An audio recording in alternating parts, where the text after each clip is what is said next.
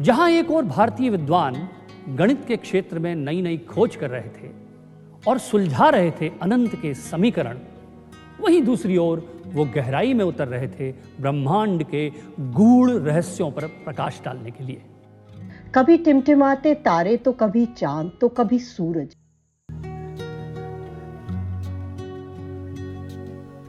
न जाने कब से ये इंसानी कल्पना को अपनी ओर खींचते आ रहे।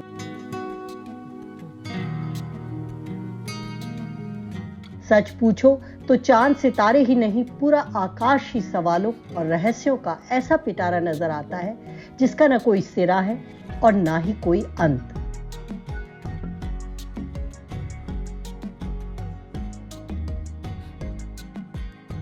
हर सभ्यता ने ब्रह्मांड के रहस्यों को अपने अपने अंदाज में सुलझाने की कोशिश की है। ये इसलिए भी जरूरी था कि आसमान में चांद सितारों की चाल से धरती पर तीज त्योहार तय होते थे। आज भी तो ऐसा ही होता है। हमारे पूर्वज भी ऐसी ही जोड़ बाकी किया करते थे और इसमें वो इतने आगे निकल गए कि वो ग्रहों की चाल पढ़ने लगे, ब्रह्मांड के कई गूढ़ रहस्यों को सुलझाने लगे। देखते ही देखते वो दुनिया में मिसाल बन गए। By the time we come to the 4th and 5th century CE, we find that some of the great scholars had started making some fundamental discoveries and studies about the heavenly bodies in the universe. So for example, great scholars like Aryabhat followed in close succession by others such as Avaramir, Brahmagupta, and then later Bhaskara. They worked out many of the detailed understanding of topics related not just to the earth but to the solar system and also a bit beyond, which were well ahead of some of the learnings that came up in the West several centuries later on. So for example, they were able to determine that the earth is round, what's the probable radius of the earth, and later on the facts such as that the sun is at the center of the solar system and that planets like the earth go around it, the reason why the moon shines, that is reflected sunlight, and many such things are now records which show that this knowledge has existed in these early times in India. धरती गोल है, सूरज नहीं, धरती सूरज की परिक्रमा करती है। धरती का रेडियस यानी त्रिज्या कितनी है? बहुत से ऐसे प्रश्नों का उत्तर भारत ढूंढ रहा था और विश्व को बता रहा था। Towards the later times, it even led to the building of large observational facilities for astronomy, and we are familiar with the Jantar Mantar facilities in cities like Jaipur and Delhi, which stand testimony to the abilities of Indian astronomers and Indian scholars of the time to be able to build instruments which they could use for actually making very practical and very powerful and insightful observations about the celestial bodies.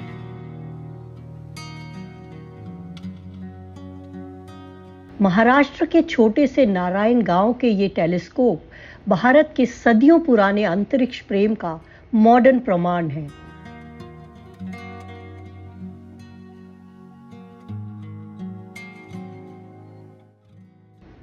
वैसे तो भारत की टमाटर capital के नाम से मशहूर है नारायण गांव, पर इस गांव की एक और पहचान है, ये हौले हौले से घूमते विशाल टेलीस्कोप जो उन दुनियाओं को ढूंढने में लगे हैं जो अंतरिक्ष में दूर, कहीं बहुत दूर छुपी हैं। लो फ्रीक्वेंसी पर चलने वाले ये सबसे बड़े रेडियो टेलीस्कोप हैं। हाल ही में इन्होंने एक ऐसी दुनिया से सिग्नल पकड़ा जो इतनी दूर है कि हम तक पहुंचने में उसे 6.5 करोड़ साल लग गए। यानी कि अपने घर से ये तब निकला था जब धरती पर डायनासोरस का राज था और इंसान नहीं थे, और अब जब पहुंचा है तो यहाँ इंसानों का राज है पर डायनासोर नहीं है। भारतीय साइंटिस्ट आज भी अपने पूर्वजों की तरह जुटे हैं ऐसी नई नई दुनिया ढूंढने में।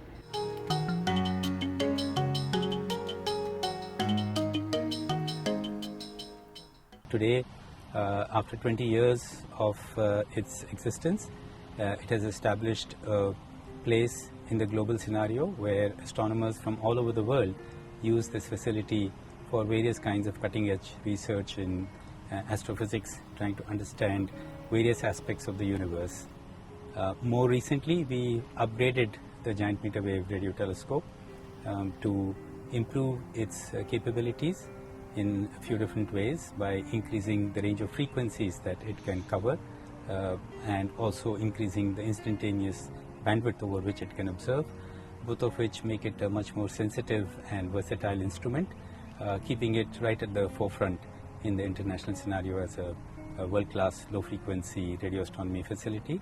And again, a whole new wave of new discoveries have come with the successful completion of the upgrade of the GMRT, which happened in 2019. दुनिया ने अब तक 15 मैग्नेटिक रेडियो स्टार्स ढूंढे हैं, इनमें से 11 भारत की देन है। And the GMRT has made many useful contributions in this area of pulsar astronomy, including discovering more new and exciting and interesting neutron stars, as well as detailed studies of the emission to try and understand where and how these radio waves are generated. जय हो भारत के विज्ञान की, एक से बढ़कर एक नायाब gift दी हैं इसने दुनिया को।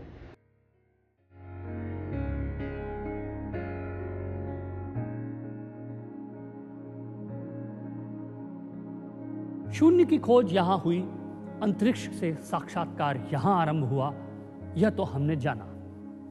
पर क्या हम जानते हैं कि सर्जरी या शल्य चिकित्सा का आरंभ भी भारत से ही हुआ था।